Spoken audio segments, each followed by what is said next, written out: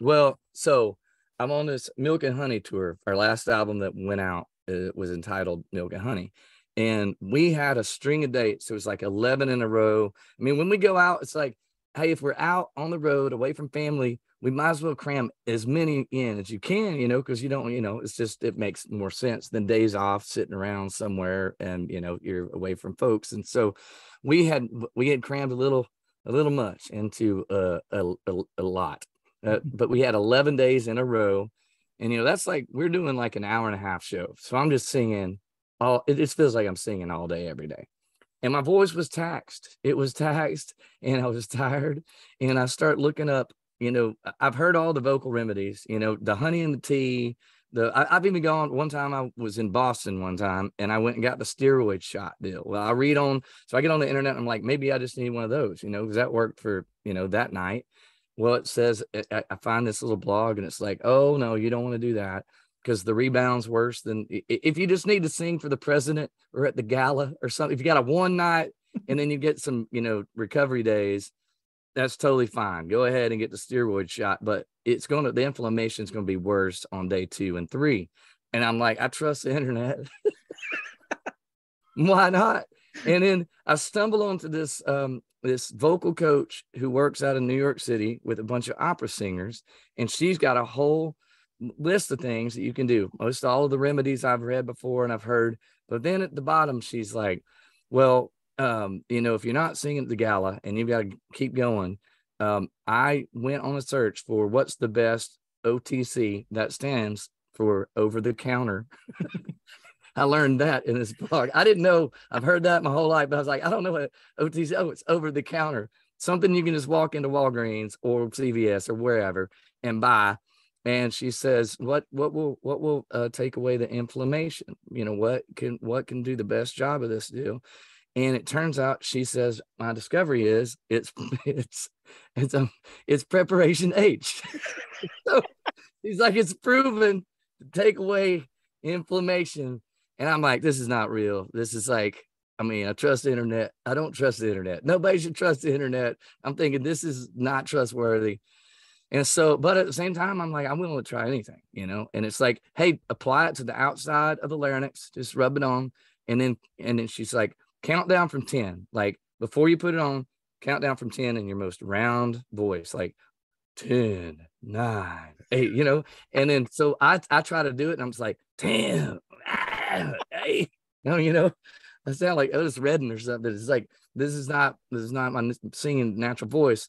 And so I'm like, I'm willing to give it a go.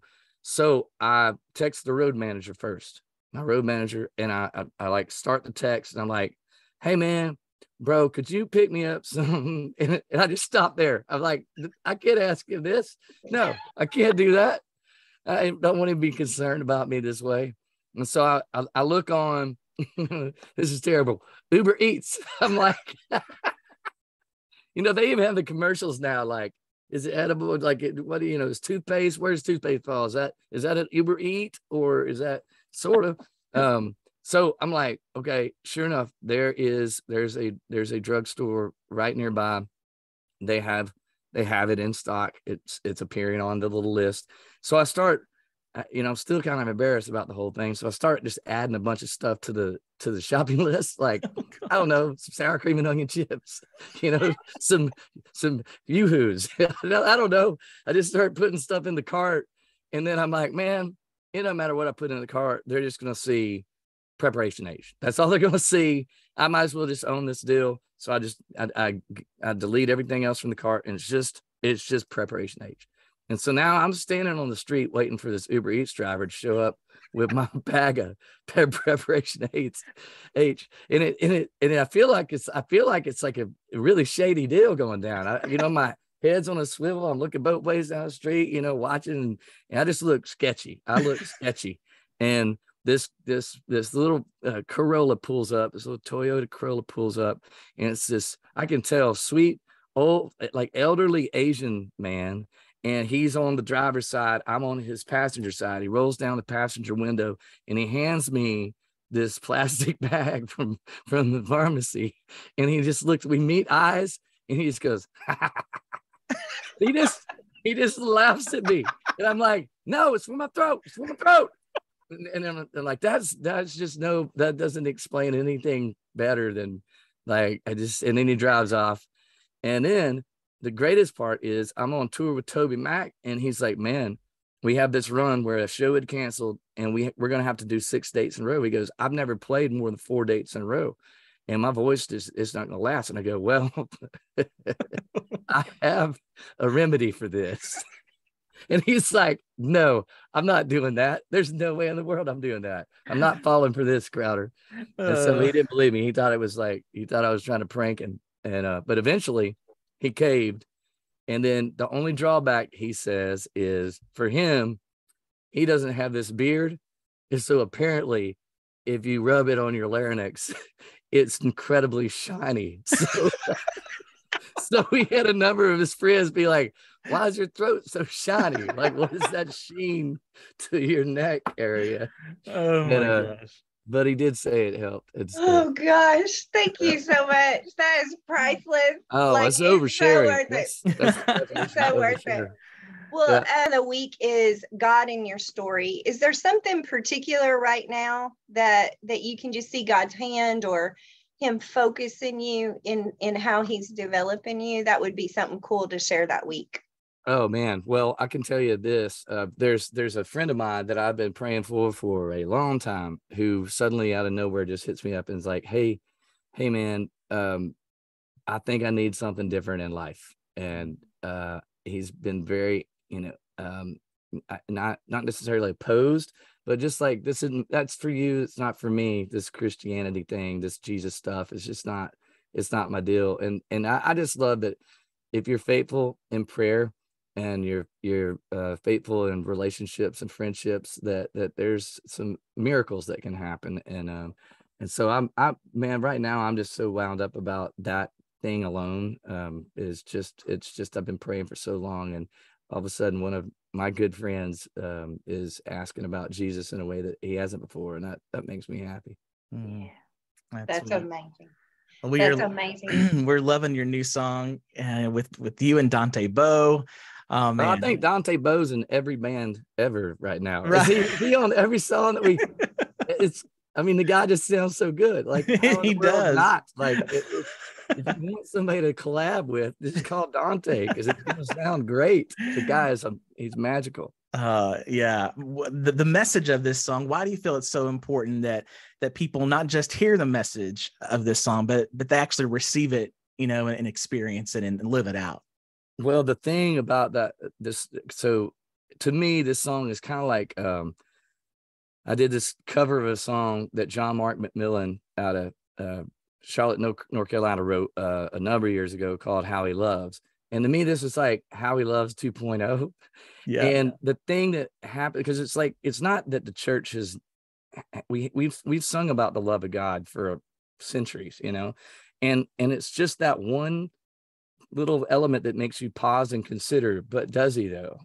And so for this song, to me, that one word, really, God really loves us, that makes you just stop, pause, consider, could this be true? Because if it's true, that changes everything. If there is in fact this intentionality of relationship from my creator, from the divine to the created, then that changes a lot. And so that's what I love more than anything about this song. I love the verses. I think there's beautiful imagery there. I love Dante's voice, but my favorite thing is that one word, really, that just makes you pause and go, could this be true? Because if it's true, then man, that it changes everything. And so that's what I love most about this song, and getting to sing it live. Oh, it's been one of those deals that just hits, and you can feel it. It's like the air changes, it's like all of a sudden, I think I'm doing a great job with the other songs, and then all of a sudden this song drops and it's like the air in the room changes, and there's a sacredness about considering such a proposition as that. Wow. Yeah. All right. I've got to ask you this. You're always talking about snacks. You go straight to the middle where there's sugar and carbs, and you are straight up a beanpole. I That is know. a mystery of God. How does that happen? If I could bottle this, we would be, my goodness, we would be really, really wealthy. I have no idea. My dad's kind of the same way. Although, he's just now in his late 70s and still looks like he did when he was about 40. And I'm telling you, we've had the worst. We've never eaten healthy, and it's the worst. I don't encourage it at all. If you look at my meal plan today, you're like, those are just all plates of diabetes. That's all you're doing. It's like, what's your favorite food group? It's like diabetes. It's like, gosh. And we eat. I say, a friend of mine was asking me, or said the other day, is like, man, goodness gracious, you eat like you're in your 20s. And I go, no, I eat like I'm in my twos. Like I eat like a 5-year-old, man. Like if you look at my plate, it's always just khaki. It's just starches and processed. It's just khakis. What's your khakis? I love that. I love that. I'm right there with you, man. I don't know where it goes, but it goes somewhere. Probably because we play all the time, and it's a good workout. Oh, no doubt. Well, one final question before we let you go. Speaking of food, if there was a sandwich named after you, what would it be called, and what would be on that sandwich? Well, I mean, I would think it'd be like you'd order the Crowder, like I'll have the Crowder Club Classic, and it would be most of the meats, it'd be like a twist on the club. Get rid of all those veggies. So get rid of the veggies, and it's just meats and cheeses, but it's like pretty tall. You remember the Dagwood? It would be something in that realm. Yeah, but the Crowder Club Classic. That's what it would be. That sounds regal, too. You think you're ordering up something great, and then you get it, and you're like, "Where's all the greenery? Where's the stuff that makes me feel better about living?" Yeah. Oh my gosh, that is wonderful. That is wonderful. We so appreciate you. Lord bless you and keep you. I'm so glad you are wearing my family name. You are a great image bearer of our Father. I love it. I love it, brother. Beautiful. Well, thank you. Thank you. And thank y'all for including me. And I can't wait to get to Bowling Green. It's going to be a great time. We're ready to go. The hardest part is waiting for us. It's always just waiting. That's right. Our whole day is just waiting. September 23rd is going to be here real soon. Crowder, thanks for hanging out with us on the morning show. Absolutely. Y'all have a great rest of the day too. You too, man. Yeah. All right. Bye. See you guys.